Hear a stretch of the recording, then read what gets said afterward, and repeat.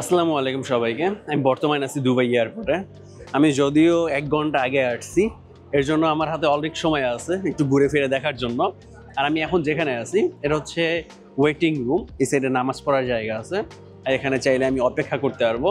তাছাড়া এই সাইডে পুলিশ কমপ্লেন বক্স আছে, আর এই সাইডে খাবার দেওয়ার জন্য ফুড কোর্ট আছে।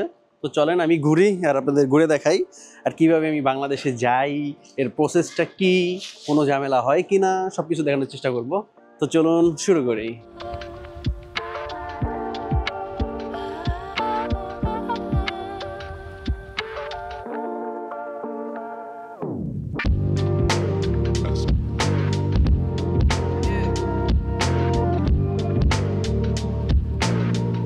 আমি লাগেজটা ওখানে রেখে আসছি, এখন যাচ্ছি সামনে দেখতে যে কিছু পাই কিনা খাবার, ভালো জিনিস। আর দুবাইতে এতদিন থাকার পর আমার যে অভিজ্ঞতাটা হয় সেটা হচ্ছে দুবাই ওয়ার্ল্ডের মধ্যে সবথেকে সেফেস্ট কান্ট্রি, যেখানে আপনি মানে কোনো কিছু রেখে বিশ্বাসের সাথে চলে যাইতে পারেন, আবার বিশ্বাসের সাথে 1 ঘন্টা 2 ঘন্টা পর আইসা দেখবেন আপনার জিনিসটা ওইখানেই পড়ে আছে, কেউ হাত দিয়েও ধরে নাই। এটা বাস্তব প্রমাণ আমি অনেক দেখছি। আমার একটা সাইকেল ভাড়া নিয়েছিলাম, দেন ওটা আমি যেখানে সেখানে রাইখা যেখানে সেখানে গেছি, আধা ঘন্টা 1 ঘন্টা পর আসছি, কোনো লকও করি নাই, আইসা দেখি সাইকেলটা সেম জায়গায় পড়ে আছে, কেউ ধরেও নাই। এই জন্য দুবাই আসলে এইসব একটা মোবাইলও যদি আপনার কোনো জায়গায় ভুলে রাইখে আসেন, নেক্সট গেলে মোবাইল ওটা পাবেন, এটা 100%। এর কারণটা আসলে কি, এখানে কেন মানুষ নেয় না, আমাদের দেশে পাইলে কেন ছাড়ে না? এর সবথেকে বড় কারণ হচ্ছে এখানের নিয়ম কারণ সব অটোমেটিক। এখানে আপনি চুরি করে কোথায় যাবেন, ব্যাগ নিয়ে কোথায় যাবেন, আপনার ইমারত কার্ড, আপনার ভিসা, পাসপোর্টের মাধ্যমে আপনার ফেস স্ক্যান করে আপনাকে খুঁজে বের করে ফেলবে। তারপর আপনি যেখানেই যান না কেন ধরে অনেক বড় পানিশমেন্ট দিবে। তাই এখানে কেউ চাইলেও কাউকে আপনি জোর করে দিয়েও চুরি করাইতে পারবেন না। যাই হোক, অনেক কথা বলে ফেলতেছি, আমি কিছু খাইনি, ক্ষুধা লাগছে। এখান থেকে আমি এটা অর্ডার দিয়ে দিলাম। এটা হচ্ছে 32 টাকা, মোট 33 টাকা লাগছে, 33 দিরহাম আর কি। চলে আসছে আমার খাবার। এখানে আছে ফ্রেঞ্চ ফ্রাই, আর একটা বার্ন আছে, আর এখানে চিকেন স্ট্রিপ আছে। তাছাড়া এখানে আমি স্প্রাইট নিছি, এখানে একটা সসের মতো আছে, আর এখানে সালাদ আছে। এগুলোর দাম নিছে আমার কাছ থেকে 32 দিরহাম, সরি 33 দিরহাম। 1 দিরহাম হচ্ছে, এটা আমি স্পাইসি নিছি চিকেনটা, এই জন্য 1 দিরহাম বেশি। তো খেয়ে দেখি কেমন টেস্টটা। বিসমিল্লাহ।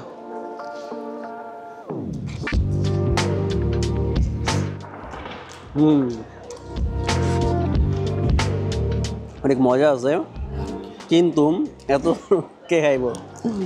আসলে অনেক পিস দিছে, এত পিস তো খাইতে পারবো না। বাংলাদেশে নিয়ে যাবো নাকি বিদেশি চিকেন? বনটা অনেক সুন্দর। আলহামদুলিল্লাহ, অনেকক্ষণ বসেছিলাম, খাওয়া দাওয়ার পরে আমার টাইম অলরেডি হয়ে গেছে। আর এয়ারপোর্টের মধ্যে অনেক এরকম টিভি দেখতে পারবেন পিছনে, সেখান থেকে আপনার প্লেন নাম্বার দেখে এরিয়ায় চলে যাবেন। কত নাম্বার এরিয়া আপনাকে চাইতে বলতেছে। ইউএস বাংলায় আমি আছি, তো আমাকে 5 নাম্বার এরিয়াতে যেতে বলতেছে। আর আমার gate already check in open হয়ে গেছে। চলে আসছি ইউএস বাংলা কাউন্টারে। কিন্তু মজার বিষয় কি দেখবেন, দাঁড়ান দেখাই যাচ্ছি। বাংলাদেশিদের এমন কারণ নাই যে 3, 4টা, 5টা ব্যাগ নাই। এই যে পুরা বাংলাদেশি সিরিয়াল আমাদের, দেখেন 3, 4টা প্রতিজনের ব্যাগ। আর আমার লাকিজটা হচ্ছে এই যে কমলা কালারটা, শুধু একটা ব্যাগ আমার। আলহামদুলিল্লাহ, আমার টিকিট হাতে পেয়ে গেছি, চেকিং হয়ে গেছে, কিন্তু অনেক সময় লাগছে। বাংলাদেশিদের এক একজন আর 3 থেকে 4টা ব্যাগ কমপক্ষে, এই জন্য সময়টা অনেক বেশিই লাগছে। প্রায় 45 মিনিট 1 ঘন্টার মতো সময় শুধু দাঁড়াইয়াই ছিলাম। আর দুবাইতে কোনো সমস্যা নেই, বাংলাদেশিদের যেরকম প্যারা করে কিছু না নেই। মেরা ভিডিও সো দুবাইতে খুব ইজি, আপনাকে কেউ কোনো প্রশ্ন করবে না, একদম নর্মালি যাবেন। দেন আমি চেকিং করে ভিতরে আসলাম, একটু পর বোর্ডিং শুরু হবে, যদিও অনেক টাইম আছে এখনও হাতে। এখান থেকে সব স্মার্ট গেটের মাধ্যমে ওপার যাব। ওই যেখানে স্মার্ট গেট, আপনার পাসপোর্ট স্ক্যান করলে অটোমেটিক গেট খুলে যাবে, চলে যাবেন, কাউকে লাগবে না। একদম ইজি। আমার পাসপোর্ট স্ক্যান করছি আর বোর্ডিং পাস স্ক্যান করছি, গেট খুলে গেছে, কাউকে লাগে নাই। অটোমেটিক হইলে না অনেক সময় বাঁচে এবং কোনো গ্যাদারিং হয় না। এরপর এখান থেকে আমাদেরকে এই যে আমাদের ব্যাগ চেকিং করে আমরা ওপার যাব। দেন আমাদের এখানে হয়তো বা জুতা খুলতে হবে না, বাংলাদেশে তো জুতা মুতা সব খুলতে হয়, কিন্তু এখানে বাকি বেল খুলতে হবে, বেল হচ্ছে বাধ্যতামূলক। সব কিছু স্ক্যান করা শেষ, একদম ফাইনাল ধাপে চলে আসছি। এখন আমরা ইউএস বাংলা যাইতে হবে, আর টাইম মতো প্লেনে উঠবো আর বাংলাদেশে চলে যাবো।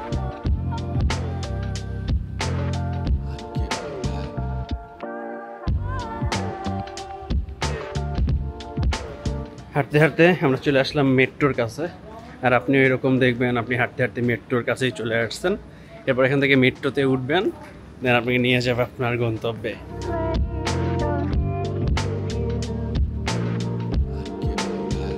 এখন এখান থেকে আমাদের হেঁটে হেঁটে যেতে হবে ইউএস বাংলার কাছে। আপনি দেখতেই পারবেন আপনার কোথায় যেতে হবে।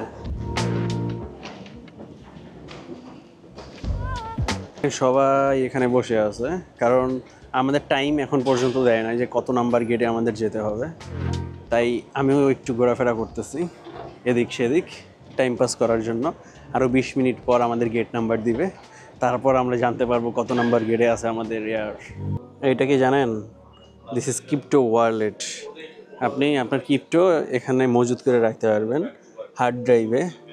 ওই যে আপনার বিটকয়েনের ক্রিপ্টো অথবা যে কোনো ক্রিপ্টোই এখানে রাখতে পারবেন, সেফ থাকবে। আমি একটা লটারি কিনলাম, সেটা হচ্ছে এই বাইকটার জন্য, যেটা 100 দিরহাম দিয়ে যদি পাই এই বাইকটা পাবো 1200 সিসির। আর $500 দিয়ে যদি কিনি দেন এটা পাবো BMW। আর $1000 দিয়ে যদি কিনি তাহলে এইটা পাবো। তাহলে $100 দিয়ে একটা নিই, দেখি, জানি পাবো না, তারপর রিক্স থেকে আমাকে যে কোনো একটা চয়েস করতে বলতেছে। তো বিসমিল্লাহ, যদি পাইয়া যাই। ওকে, আলহামদুলিল্লাহ, এটার মধ্যে আমার সব ডিটেলস লিখছি, এখন এখানে দিতে হয়। দেন আমার জন্য সবাই দোয়া করবেন যাতে করে আমি এটা পাই ইনশাল্লাহ। আর এইটা আমাকে দিয়ে দিছে, যদি পাই আমাকে এটা দিতে হবে। জানি না পাবো কি না, তারপরেও দিয়ে রাখলাম। আল্লাহ দিলে তো অনেক খুশি হব, কল্পনার বাইরে। কারণ এরকম একটা বাইক এখানে দাম প্রচুর, বাংলাদেশ টাকায় 35 থেকে 40 লাখ টাকা শুধু এই বাইকের দাম। তো পাইলে তো আলহামদুলিল্লাহ। আর দুইটা এক্সপিরিয়েন্স হইলো, first of all crypto wallet, আর সেকেন্ড মোটর বাইক।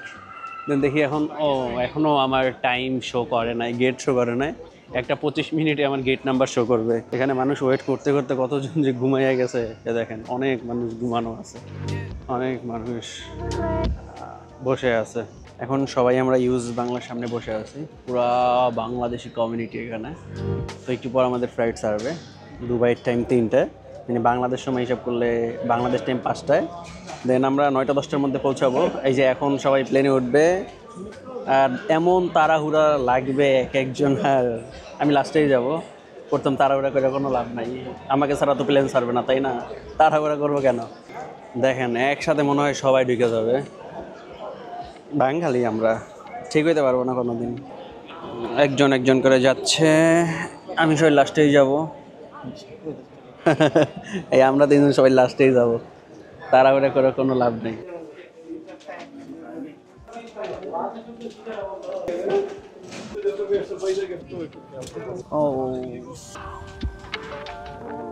সো আলহামদুলিল্লাহ প্লেন উঠে গেছি, এখন চলে যাবো বাংলাদেশ। পুরো দূরে ঘুম দিতে হবে, কারণ বাংলাদেশে যাই কালকে অনেক কাজ আছে আমার হাতে, আর অনেক ব্যস্ত হয়ে যাব। কোনো জায়গায় গেলে হয়তো একটু ফ্রি থাকি, কিন্তু দেশে যাব মানে ব্যস্ত। তো যেতে যেতে আপনাদের বাইরের কিছু দৃশ্য দেখানোর চেষ্টা করব যদি পারি। এখন রাত, তারপর চেষ্টা করি। ওকে। Ladies and gentlemen, due to nighttime takeoff, cabin light will be dimmed now. If you wish to read anything, please turn on a reading light located in the overhead panel. Thank you.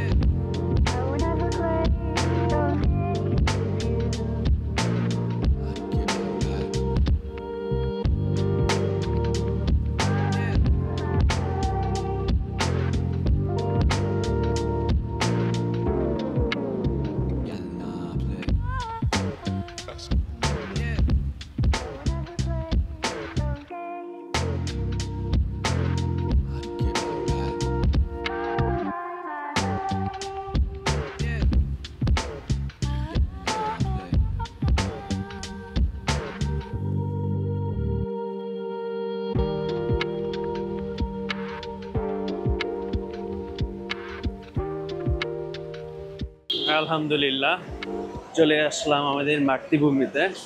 আর অনেক ভালোই লাগতেছে এখন, কারণ নিজের দেশে আলাদা একটা feel আছে। কিন্তু নিজের দেশে আবার নিজেকে বেশি ব্যাগ পোহাইতে হয়, মানে দৌড়াদৌড়ি করতে হয়। দেখি কত তাড়াতাড়ি ব্যাগ পাই, আর ব্যাগ পাইয়া কোনো ঝামেলা হয় কি না। আলহামদুলিল্লাহ ইমিগ্রেশন কমপ্লিট করে 3 নম্বর বেল্টে আসছি ব্যাগ নিতে, কিন্তু এত পরিমাণ মানুষ দাঁড়াই আছে। এর কারণ আমরা ফ্লাইটে যারা আসছি এক একজনের দেখেন কি পরিমাণ মালসাবানা।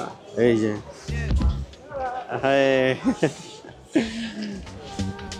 তো এর মধ্যে মনে হয় পুরো ফ্লাইটের মধ্যে আমি একমাত্র ব্যক্তি যার মাত্র একটা লাগেজ শুধুমাত্র। তো আলহামদুলিল্লাহ অনেক ভালো জার্নি হইল। এতক্ষণ ধরে সাথে থাকার জন্য সবাইকে অসংখ্য ধন্যবাদ। দেখা হবে পরবর্তী কোনো ভিডিওতে, দুবাইয়ের অন্য কোনো জায়গা দিয়ে অথবা বাংলাদেশের কোনো জায়গা দিয়ে। সেই পর্যন্ত সবাই ভালো থাকবেন, সুস্থ থাকবেন। আল্লাহ হাফেজ।